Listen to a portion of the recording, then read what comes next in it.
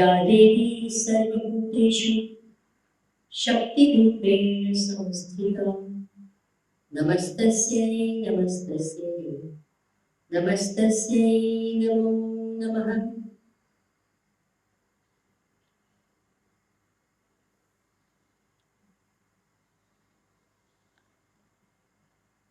Hari Om Namaskar everyone. Today, there's a very interesting topic which I have been asked to talk about. Women seekers in changing times.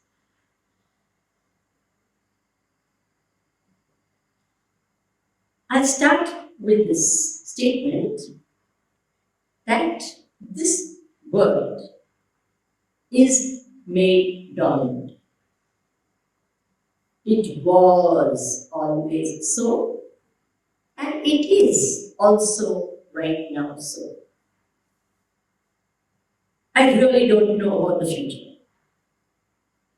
Maybe it would be different, maybe not.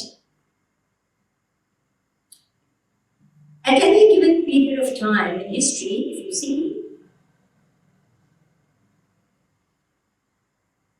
women have not been prominent,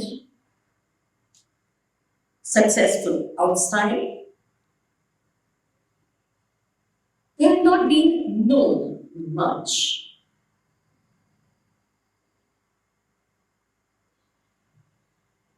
Even though times are changing. That is a fact. In every profession, if you see, we have more women coming in, even in male-dominant professions, like pilots in the army.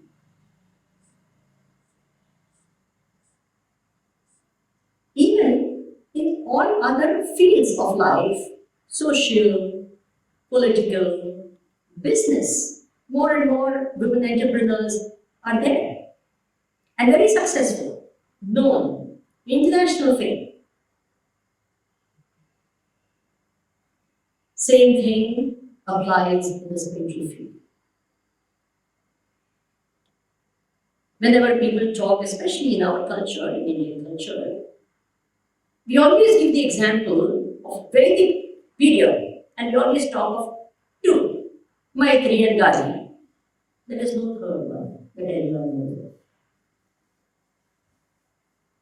Most others are all male.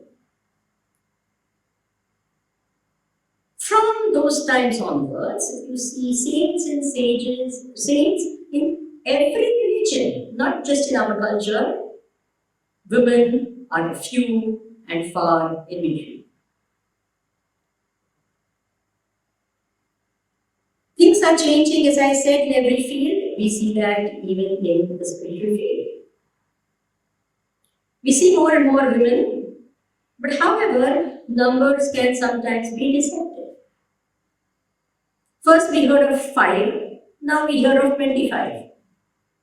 However, we must also remember the population of the world has increased. And communication has become much more prevalent, and therefore we know of more of it. Now, when we see the present times, in the spiritual field especially, we find some who are exceptionally successful. There were, there are, and there will be. Now, let's categorize success into two fields. One is the outer field and the other is the inner field, the inner success. The outer success is always measured by name, fame, position, status, power, etc. That success also is important for some reasons. Number one, that outer success increases our confidence to walk the inner path as well. Number 2, having achieved the outer success and then examine it properly and understanding that it is pithless and then rejecting it is more effective than only hearing that it is pithless and rejecting it.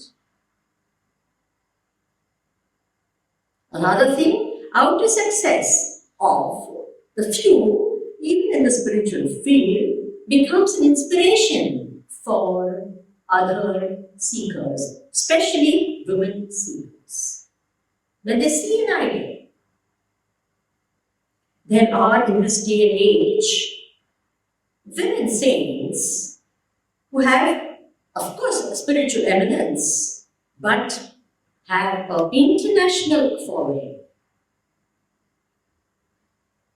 All over the world, people respect them, love them, follow them.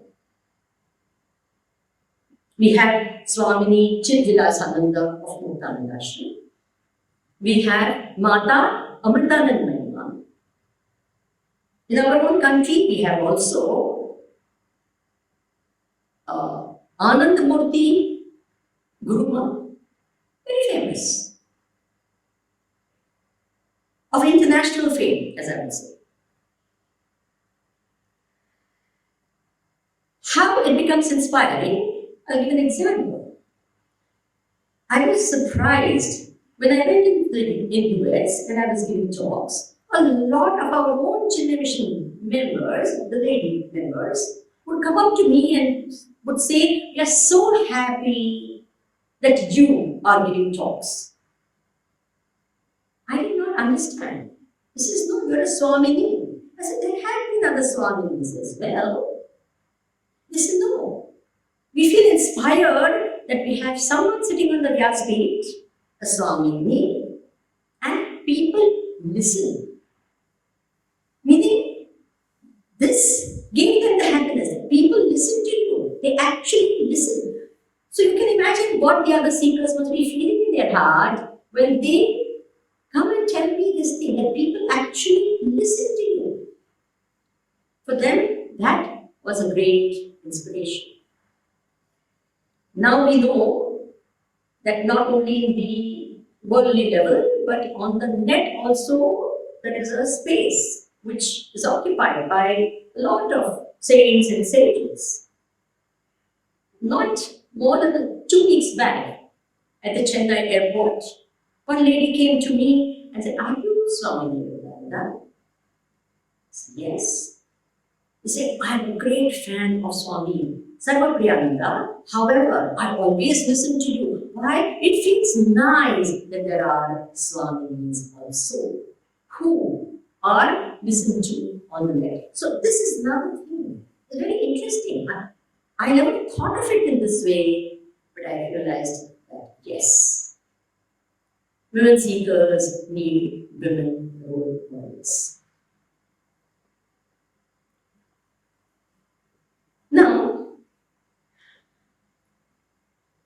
the spiritual journey is not an outside journey. It's a journey inside. However, Bhagwan Shankaracharya in the Vivek Chudamani very clearly says, "Adhikarinam ashaste phalasiddhir visheshaya upaya deshakaladya santasmin sahakarinaha."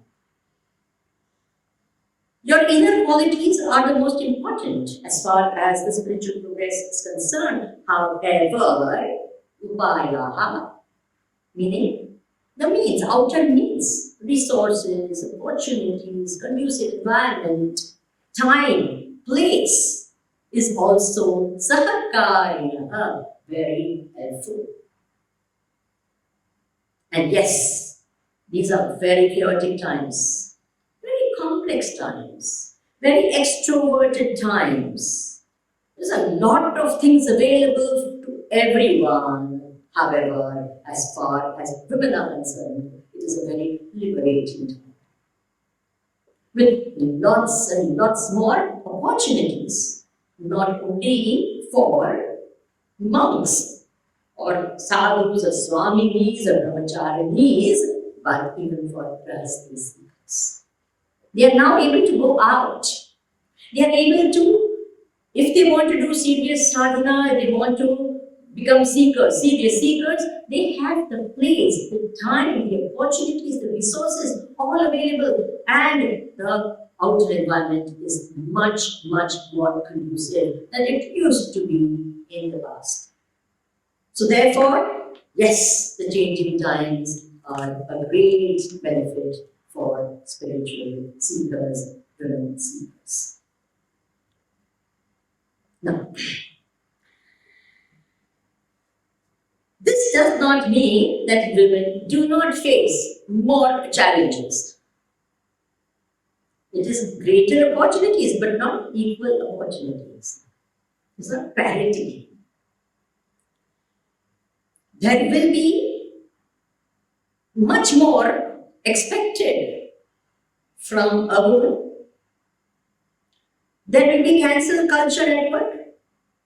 There will be demeaning remarks.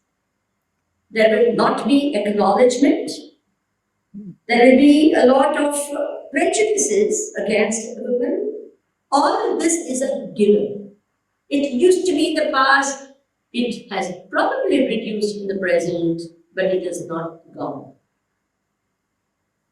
But if a person is a serious seeker, all of that will only be directed in the right way to make them stronger, to make them better, to make them the inner qualities like forgiveness, love, unconditional love, etc., it can increase in them, these qualities.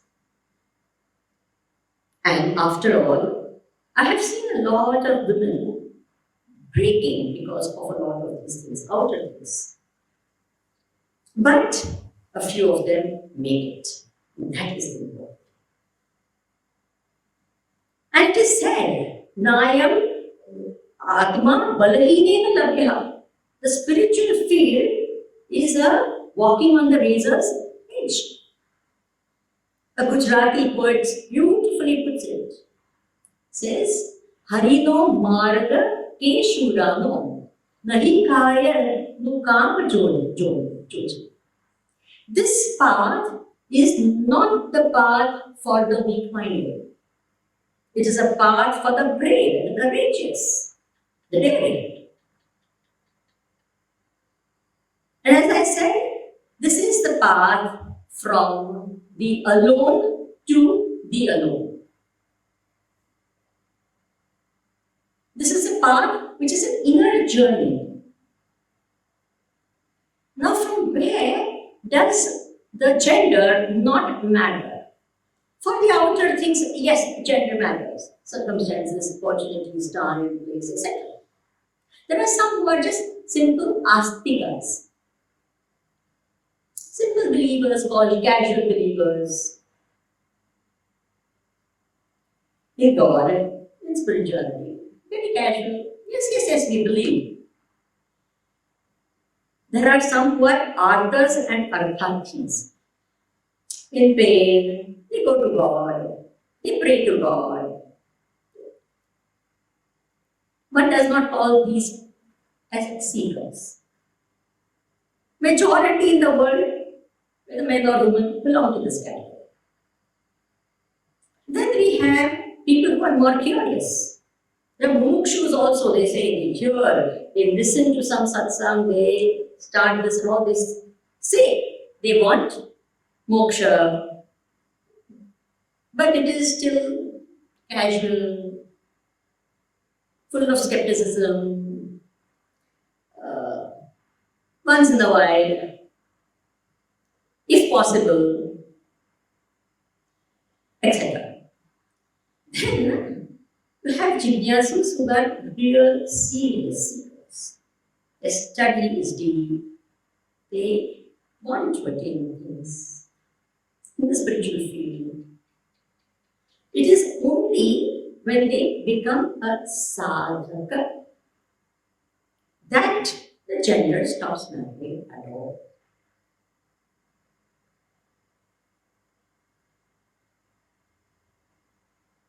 Till that time, yes, challenges are there, times matter, etc. Even a casual seeker, it doesn't. Yes, outer circumstances, times, gender, all will matter. Once a person becomes a serious seeker.